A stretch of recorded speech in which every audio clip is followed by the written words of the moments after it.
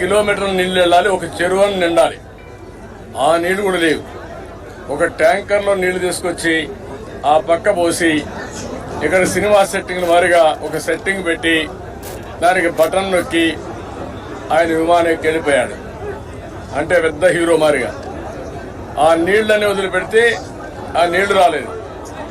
Next day morning మా వాళ్ళందరూ చూశారు, ఇదేంట్రా ఇంత మోసం చేశాడని. నేరుగా వచ్చారు ఇక్కడికి. నేరుగా వస్తే నీళ్లు ఇంకిపోయినాయి. ఉదయానికి ఎక్కడ నీళ్లు లేవు. ఈ కాలువల్లో మా వాళ్ళు డెమాన్స్ట్రేషన్ చేశారు, వీడియోలు తీశారు, సెల్ఫీలు తీశారు, మొత్తం ఎక్స్పోజ్ చేశారు. దాంతో ముఖ్యమంత్రి చేసిన పని అంటే ఆ రోజు సాయంత్రమే ఎంత దుర్మార్గుడు అంటే ఆయన వెళ్ళాడు, ఆఫీసర్లు గేట్లు కూడా తీసుకొని వెళ్తున్నారు. అంటే రెంట్కి తీసుకొచ్చారు సినిమాలో సెట్టింగ్స్ వారిగా. అంటే ప్రాజెక్టు విషయంలో ఇంత గొప్ప యాక్టర్లు ఉంటారని, ఇంత యాక్టింగ్ చేస్తారని, సినిమా సెట్టింగ్లు పెట్టి సృష్టిస్తారని, ఇలాంటి ముఖ్యమంత్రి కూడా వస్తాడని కథ రాసేవాడికి తెలియదు, డైరెక్టర్ ఊహించుకోలేదు, ఆ ప్రొడ్యూసర్స్ కూడా అంతుబట్టని కథ ఇది. అడ్డంగా దొరికాడు.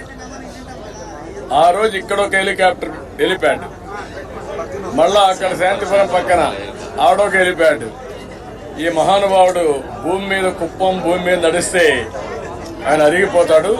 లేకుంటే ఇది పాపం ల్యాండ్, ఆయన పుణ్యాత్ముడు గారు దేవుడు వచ్చాడు కాబట్టి ఇక్కడ ఎక్కడ ఉండకూడదు అనమాట. ఇక్కడ దిగి ఆడ వరకు మళ్ళా హెలికాప్టర్లు వెళ్ళి ఆడ మీటింగ్ అడ్రస్ చేసి దానికి మొత్తం బస్సులన్నీ ఆర్టీసీ బస్సులు, ప్రైవేట్ బస్సులు, స్కూల్స్ బంద్ అన్నీ చేసి ఈయన చేసిన ఘనకార్యానికి ఇక్కడి నుంచి మళ్ళా వెళ్ళి నన్ను ఓడిస్తానంట.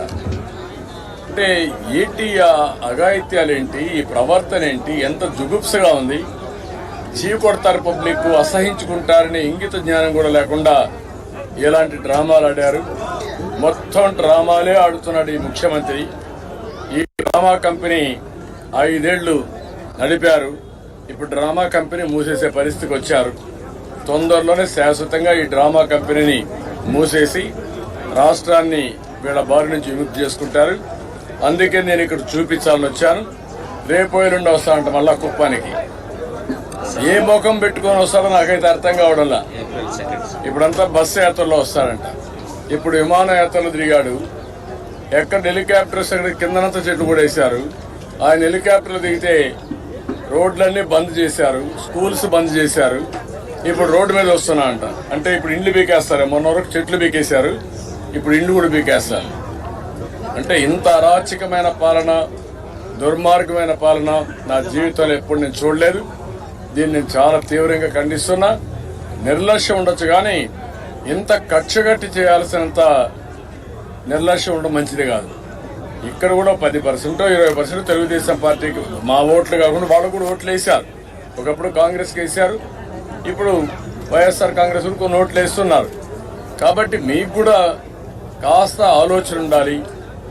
ఇక్కడ మీకు ఓట్లేసిన పాపానికి ఇంత దుర్మార్గంగా చేయడం చాలా దారుణం, చాలా నీచం. దీన్ని చాలా తీవ్రంగా ఖండిస్తున్నా, గర్హిస్తున్నా.